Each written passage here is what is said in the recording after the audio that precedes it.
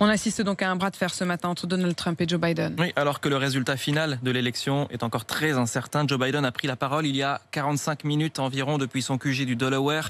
Il a pris la parole pour dire qu'il était en bonne voie pour gagner l'élection.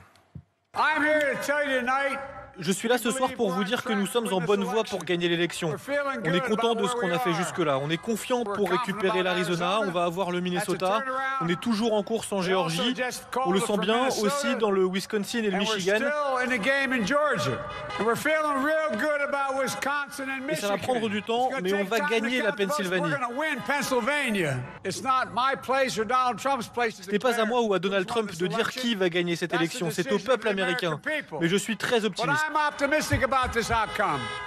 Voilà ce que disait Joe Biden. Donald Trump lui a immédiatement répondu depuis la Maison-Blanche où on va retrouver Caroline Philippe, l'envoyée spéciale de RMC. Caroline, ça n'a pas traîné. Donald Trump s'en prend aux démocrates et il dit qu'il va bientôt à son tour prendre la parole. Oui, dans un tweet, Donald Trump accuse, je cite, les démocrates de vouloir voler l'élection présidentielle. Un tweet posté quelques minutes après la prise de parole du candidat démocrate Joe Biden qui se disait confiant quant à l'issue du scrutin. Une confiance partagée par ses soutiens ici présents à quelques centaines de mètres de la Maison-Blanche.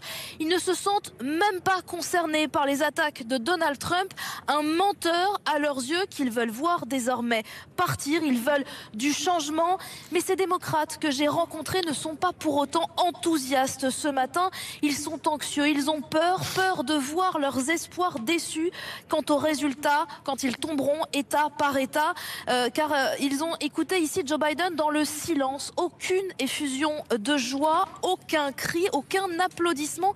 Un silence, je vous avoue, étrange devant la Maison-Blanche où certains se sont donné rendez-vous tout à l'heure pour continuer à faire entendre leur voix en attendant de savoir qui sera leur président.